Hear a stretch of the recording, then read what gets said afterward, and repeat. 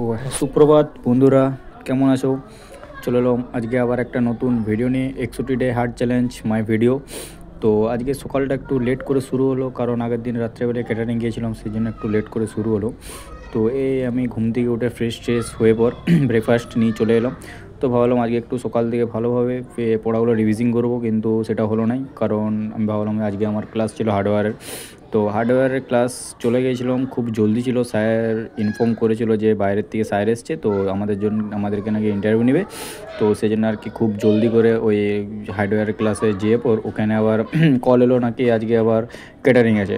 তো সেই জন্য স্যারকে বললাম, স্যার আজকে একটু আমার মানে ফাঁকা নেই, আজকে আমি একটু বেরোবো, কাজ আছে একটু, ওই জন্য একটু তাড়াতাড়ি ছেড়ে দিন। তো স্যার আমাকে খুব তাড়াতাড়ি ছেড়ে দিল। তো ছেড়ে দেওয়ার পর আমাদের এইখানে এই লোকপুরের এইদিকে ক্যাটারিং কাজে ছিল, তো লোকপুরের ক্যাটারিং কাজে দিকে রওনা দিলাম।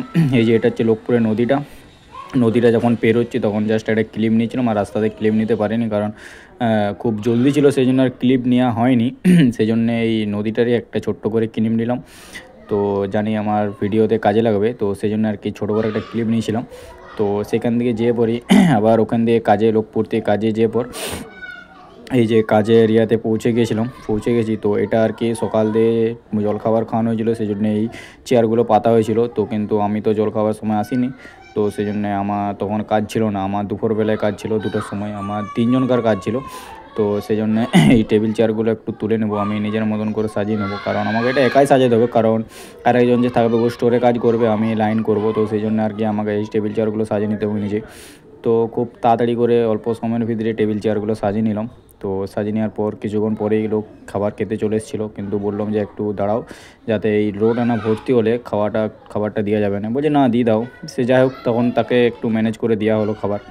তো আমার স্টোরও সাজানো হয়ে গেছিলো, এই যে 2-3জন এসেছিলো, তো 2-3জনকে খাবার দিয়ে দিলাম।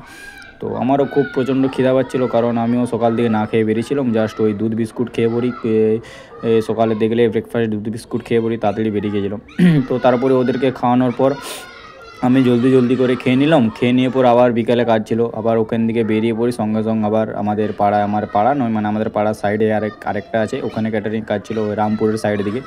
তো ওই আমাদের পাশের পাড়াতেই বটে, তো ওখানে আর কি আবার ক্যাটারিংয়ের ফ্রেন্ড ছিল, তো সেই জন্য আর কি না বলিনি। তো ওইখানে ক্যাটারিং কাজেই চলে গেলাম। ওখানে ক্যাটারিং কাজে যেয়ে পর খুব জলদি করে সবাই সাজাচ্ছিলো, আমি ভিডিও করছিলাম বসে। তো এই ভিডিও করা হয়ে গেছিলো। ভিডিও করার পর একটা ছোটো করে ক্লিপ নিয়ে তারপর আমিও ওখানে খুব জলদি খাওয়া হয়ে যাওয়ার পর বাইরে বেরিয়ে গেলাম। তো কাজ শেষের পর রাত্রের দিকে যখন বাড়ি ফিরছিলাম, তখন আমরা 3-4জন একটু এনজয় করতে আসছিলাম। তো রাত্রেবেলা আমি খাই না, বেসিক্যালি আমি রাত্রেবেলা খাই না, কারণ 1:30-2টো বেজে যেত, তো খাবারটা হজম হয় না। তো সেই জন্য আর রাত্রে খাবার খাই না, আমি খাবার ব্যাগে করে নিই নি। তো ব্যাগগুলো দেখো রাস্তায় কীরকম নামিয়ে দিয়েছে ব্যাগগুলো, এটা ঠিক হয়নি। তাও ঠিকই আছে, সবাই মিলে একটু এনজয় করলো, তো কী হলো। তো সে যাই হোক, তো এই ভিডিওটা আমি এখানেই আমার এন্ড করছি, কারণ পুরো ভিডিওটা নিতে পারিনি, কারণ টাইম পাইনি ভিডিও করার জন্যে। সেই জন্যে আর অনেক সময়ও পাই নাই। তো আজকের ভিডিওটা এখানে এন্ড করলাম, দেখা হচ্ছে পরের ভিডিওতে। Tata, good night.